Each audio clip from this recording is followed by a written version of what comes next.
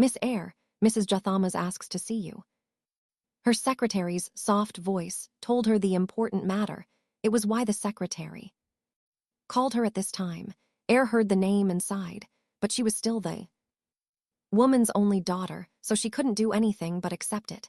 She gave her mother her permission to enter, allowing the woman to say the same thing until she was satisfied. Come in. The executive board member put her phone down and lay back against the large chair.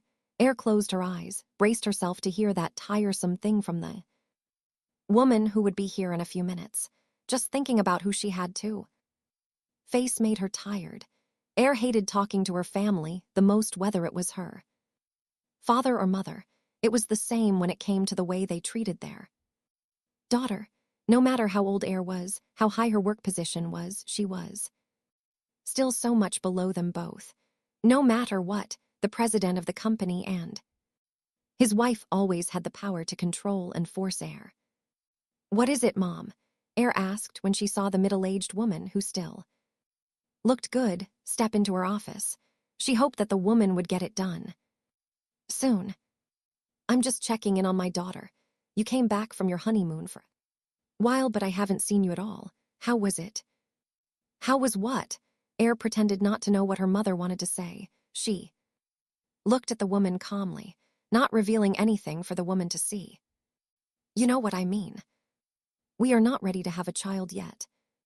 Lamp didn't say that he wasn't ready. Or is it you who has a problem with it? Years ago, the two of them talked about what happened when Eyre agreed to marry a man. After she had passed that point, having a child was believed to bring her more stability, which had become the main point instead. That was what her parents said. Her parents dictated her life at every stage. You are getting older every year, Eyre. It's very risky and tiring to have a child when you're old. I see. You're married for a year now. Did you perform your duty as a wife well? You mean being his baby-making machine? This woman's idea of duties that a good wife should do consisted of taking care and tending to her husband's needs, so that he wouldn't go out and find pleasure with someone else. That was what her mother taught her. You need to have a child if you want to have a family. I will tell Lamp to do it. Eyre was being sarcastic. She let out a self-deprecating smile at how awful her life was. Stop acting so lifeless. You can't blame anyone if your husband becomes unfaithful. Do everything to please him. That is your duty. Is this all that you came here for, Mom? Your dad asked about Lamp. Tell him to have a meal with us at our house. Sometimes. I will tell him that. You chose him yourself. Her mother reminded her when she saw how Eyre acted. Like this was a troublesome ordeal. Eyre was that man's wife because she chose it. But the woman hadn't thought about the reasons why Eyre chose him at all. Weren't you guys the ones who made me choose? Getting married and having a family are something you should do when it is the right time. We have talked about this many times. Maybe we should stop talking about it, and you should stop intervening with my family. Don't be so arrogant. You still have to rely on us. You should watch your mouth. Did you forget who made you come this far? Would you have this kind of life if it weren't for me and your father? I'm sorry.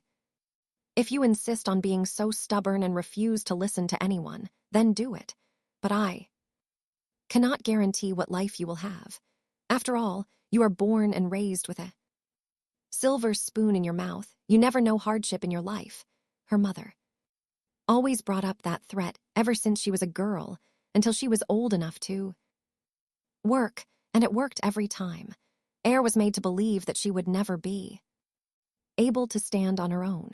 She had this high position because of her father's power, not because she was good at her job. Believe your parents. Everything belongs to you. Don't forget to ask Lamp to have a meal with us. I have to go now.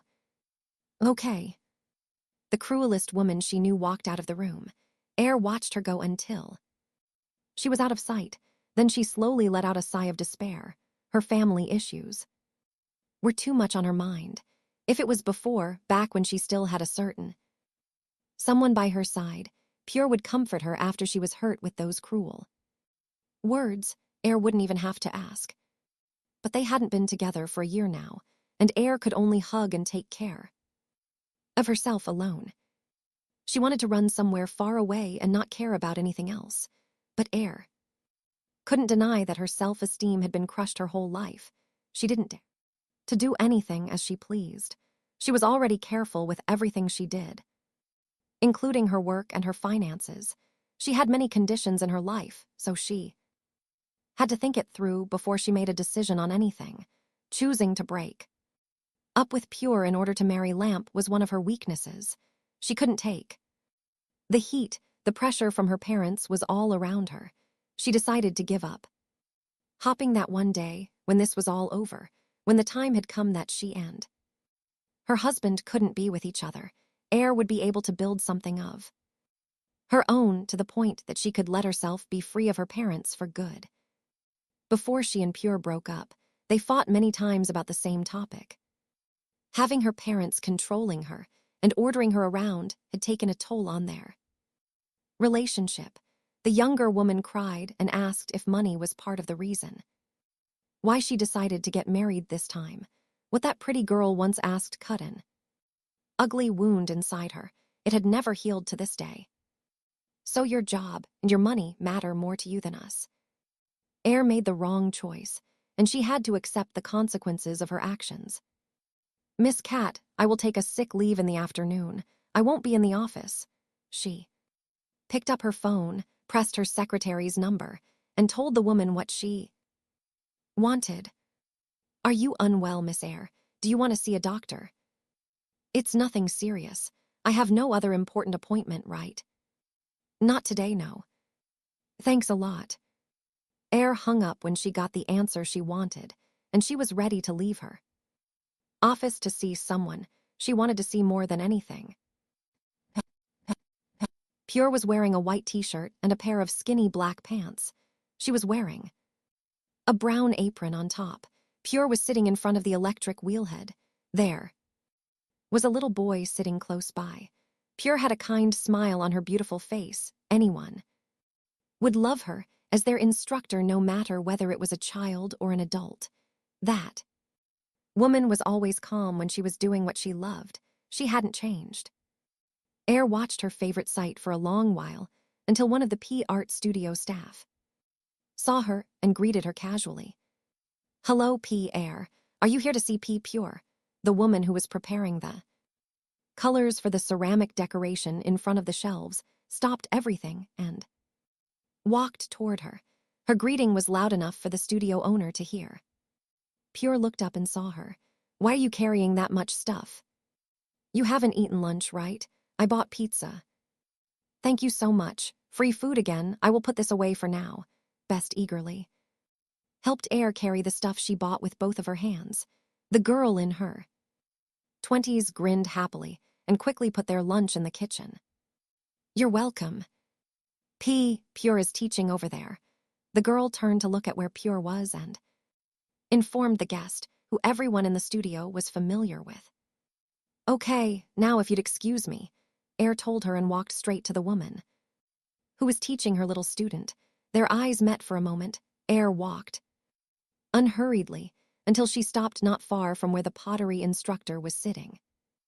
I'll wait for you at your office. Air gestured at the office.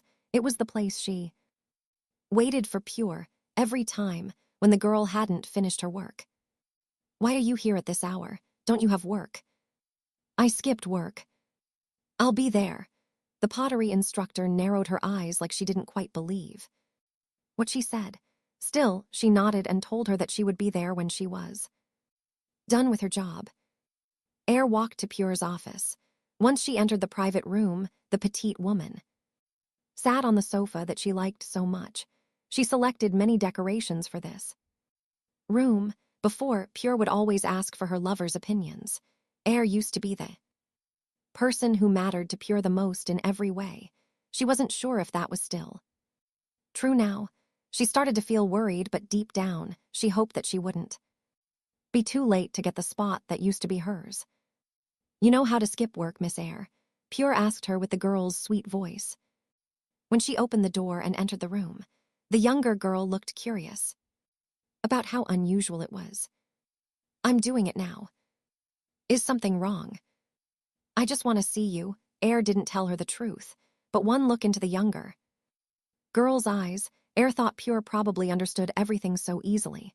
And she was right. Did you fight with your mom? How can you tell? I can tell. Pure could always tell when Air's eyes looked like she needed comfort.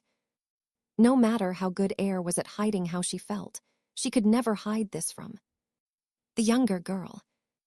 Do you want to have lunch with me? Air planned to have lunch with her. Still, she had to ask what the other woman wanted first. Maybe Pure already had plans with someone, but when the girl came to sit next to her, she didn't answer Air. Pure chose to ask her out of kindness. You're not going to let me comfort you first. Will you comfort me? Air always wanted this woman's kindness, but she never dared to ask for it. Even when Pure offered it, she still asked, feeling scared. I usually comfort you, right? Aren't we in an unusual situation? What did you fight about? It had been a while since Air heard this question. It reminded her how long she hadn't had Pure by her side, and how long she had been so alone. We only fight about a few things. When will your mom stop being so awful? Pure always referred to her as P. Airs. Mom, no matter how long it was, that middle-aged woman who acted like she was superior to everyone could never gain her respect from this girl. Of course, Air never had a problem with how Pure felt about her mother. On the contrary, Air laughed, amused at it. I don't think she can stop. How can I comfort you? Pure didn't know what to do. That was what she was feeling. If they were still lovers, she would have pulled Air into a hug and patted her hair softly. She would press a kiss on her forehead like she used to. But ever since they broke up, they could not do any of that so casually anymore. It was one of this petite woman's crazy rules that Pure didn't want to try and understand. But she had to try to understand Air's complex thoughts. She knew that Air always had a reason when she did everything. But many times, she used so many reasons that she neglected her own feelings. You can't do what you used to anymore, right? You are the one who didn't let me. I'm sorry. I have grown a little. I started to understand your many conditions, P. Air. In the past, she used to have many foolish questions. But now, when she tried to understand what Air was going through and what she had to bear, it was easier for Pure to accept her decision. Whether it was when Air broke up with her, when Air got married to him, or when Air tried not to do anything that prevented her from moving on, Pure thought she started to understand it now. Pure. About my divorce, what about it? Her heart ached when she listened to Air. It was so odd that it worried Pure. She wasn't as glad as she should be when the wait was over. The feeling was more apparent now, when her relationship with Loft went beyond her control. The sad look in that girl's eyes bothered Pure so much that she had to contemplate over and over again about the woman she believed was in her heart. Pure started to wonder if her feelings for Air had changed now. I'm almost done with it. When I'm free, when I don't have any bonds, I will wait for your answer, if you still want us to go back the way we were. P. Air, did you know that I've been waiting for you all these times? It was just as she said. Pure had been waiting for her ex-lover diligently. The woman was hurt from her past love and could never move on. She still stayed around Air, never really staying away from her. Pure was like that for a year. Then someone walked into her life. I know, but the last time I asked you this, you've changed. Air looked at the conflicted emotions and saw that the same determination wasn't there anymore. Air didn't want to accept the truth, but she probably took too long. It had been too long since the person who used to love her started to have feelings for someone else. When that time comes, tell me if you've changed your mind, all right? Air said. That like it were an easy thing to do. In truth, it hurt so much that she felt like crying. Have I changed? Pure whispered, looking like she was distracted. She couldn't argue with that because deep down, she knew that something had changed in her. Did someone make you happy in my place when I wasn't there? Loft fulfilled that place so flawlessly. The girl was her joy, her comfort, her bright smile. If that was the case, then did it mean that the tall girl had replaced the person Pure kept saying that she loved more than anything? You don't have to answer me now. I will ask you again. I won't take long. The girl's silence made Air feel despair. She had so many questions. She was so hurt and dejected. Why couldn't she find her own happiness? I'm happy that you're getting a divorce, Air. You look so conflicted, did you know that? I'm scared, Pure. I'm sorry. The girl who was feeling so conflicted looked away and apologized. Hoarsely and shakily. The sight made Air really want to cry. She was too late. She came back when Pure already had someone else in her heart. So you really have someone who makes you happy when I'm not there, Air muttered weakly. She forced a smile. Her sad eyes watered, her hope of living freely with the woman she loved with all of her heart collapsed in front of her eyes. The light that started to shine disappeared that instant. Air never asked her to wait. She never wanted to stop Pure from moving on.